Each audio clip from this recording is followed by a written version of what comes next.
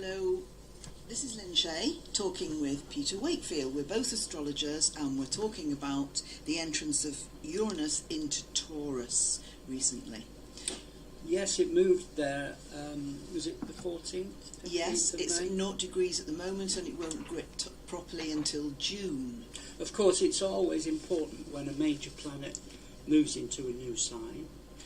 And of course, Taurus is a fixed Earth sign. Yes, and Uranus takes a cycle of 7 years through each sign. Right. It's just left Aries. It's just left Aries. But when a planet takes up a new position, it denotes a lot of permutations which could possibly follow. Yes, and as you were saying before, Peter, Uranus is at its fall in Taurus because it's exalted in Scorpio. Yes, it doesn't sit well in the house of Taurus. Let me just explain that when a planet is exalted, it does well in that sign. Yes, it's at its easiest. Uranus does well, for example, it's exalted in Scorpio. So Scorpio gives it free rein to be undiluted in its expression. But because Taurus is the opposite of Scorpio, it's the polar opposite, it takes its fall. So Uranus has to work harder to blend with Taurus. In fact, there'll be many occasions when it doesn't. For example, the earth that we stand on, our foundations beneath our feet, are often shaken by the effects of Uranus. So we've got the figurative word of groundbreaking and its effects being far-reaching, really. Of course, Taurus does rule land and agriculture as it rules brickwork and structure to a large extent. And we were talking before about the metaphor of the wrecking ball going into smashing or demolishing brickwork, weren't we? And structures will be demolished in that way under Uranus. Taurus rules construction and consolidation, substantiation, stability and security, that type of thing. And of course, yes, Uranus poses a question mark against these. Because it's said, the saying is in astrology that it's transforming, Uranus, isn't it? It is, but Uranus throws out everything it touches. Yeah. It can't make an omelette without breaking eggs. It reshapes the forms. Uranus reshapes things, often creating havoc, mayhem, chaos in these terms. And groundbreaking, of course, implies earthquakes. Yes. More figuratively so, perhaps, than actual. But occasionally, if the moon triggers these things, it is typical of Uranus in Taurus. What we can say, foundations are being shaken. Generically, yeah, it's like Uranus in Taurus is into breaking the habits of a lifetime. Yes. Because Taurus is about habits, habitual, tradition, convention, and those will get fragmented by Uranus. Yes, those things that are rigid, yeah, and are in need of change. Of course, Taurus doesn't like change, but Uranus will thrust change often upon it. All the time. All the time. So yeah. Steady.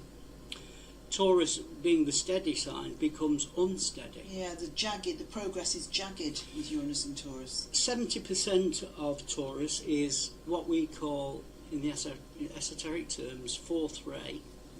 Which is love, which is harmony. Love and harmony, yeah. It is a love ray, but it's harmony through conflict. So 70% of Taurus is harmony. And Uranus it's ruled by disrupts this. Venus, isn't it? Yes. Esoterically, what's it ruled by, Peter? Taurus. Taurus is esoterically ruled by Vulcan. Right. Exoterically Venus, esoterically Vulcan. Yeah. So Uranus working hand in hand with Vulcan does mean there'll be a lot of seismic activity, yes. Not just physically, geophysically, but figuratively speaking, they could be seismic shifts. Yes. In terms of the art world, for example. Milan is ruled by Uranus, and Libra, and the fashion world will go through perhaps great transformations. Will Taurus rules through Venus rules anything sort of luxurious or splendid, or textiles and things of that arty smart. Yeah, Uranus is smart. Library is smart, isn't it? So Milan is a big fashion house. Sorry, I should mention that Uranus is the esoteric ruler of Libra as well. So Libran influence is connotated. Interestingly, in exoteric astrology, Venus rules Libra as well as Taurus. Yeah, it does. So there's a connection. In Germany, which has a lot of Uranian energies in its first ray, or will and power connotations, Frankfurt is a major financial centre.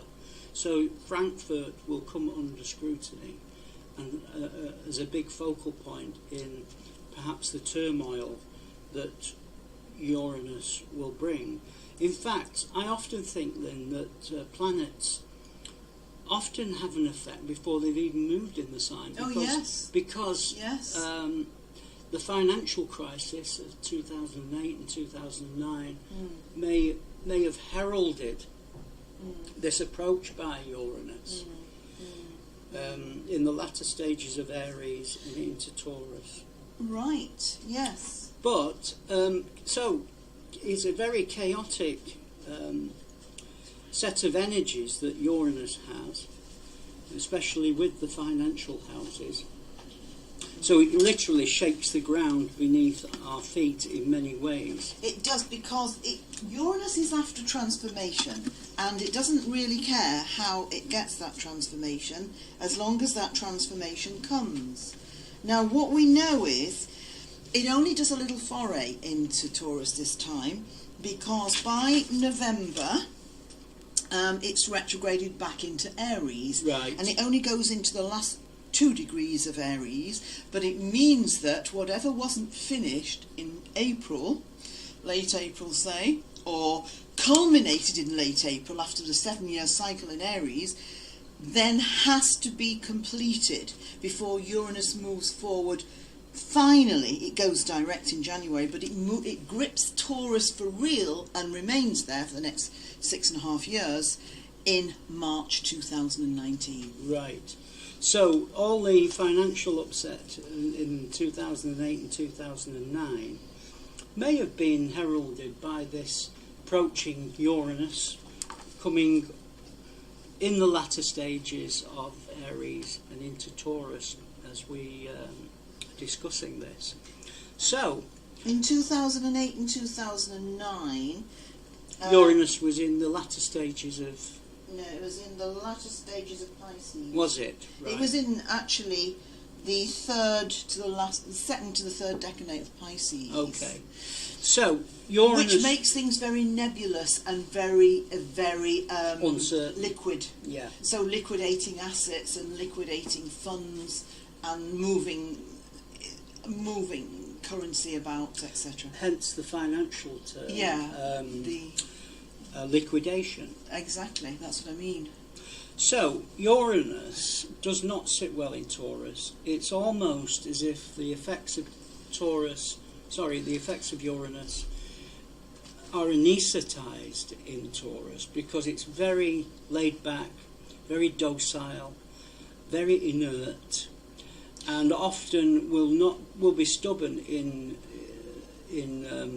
enabling change and new activity. Now, having said that, Uranus has come to shake that implacability, to change it, and to move that kind of invincible, stubborn side of Taurus. But Uranus, as any planet, will also be somewhat diluted by the vibration itself. In other words, whereas a planet affects a sign, the sign will fight back and give almost as good as it gets. Yeah. So that there has to be a meeting in the middle. Yeah, the energies blend. The energies have to blend. Sometimes they're not whilst they're blending, they're not chemical brothers, are they? They're not chemically aligned, and they will often fight for dominance. Exactly. Whilst that blending or that merging is taking place, there is a lot of kind of confusion, or there's a lot of flux. Mm-hmm. With Uranus representing seventh ray energies, Lynn, it's interesting looking at the chakras. The seventh ray chakra is the head center, or the Sahasrara, which rules our diurnal and nocturnal consciousness, as well as our spiritual consciousness. And in Taurus, there will be a lot of artistic movements towards trying to express consciousness in artistic ways. So the art world will perhaps go through some transformations in addressing the spirituality and the element of consciousness, or super consciousness. We talked before, didn't we, about the fact that that there is a search for higher harmony. Yes. It's Venus in Taurus is Venus ruled Taurus. It wants harmony, but it wants practical harmony. Yeah. Now Uranus, being the higher octave exoterically of Mercury, which it is, will push towards a greater, higher, a transcendental. Transcendental. Yes. Yeah. Harmony almost. Yes. Definitely. I think that's probably correct. But there's always a lot of strain before that happens. Yeah.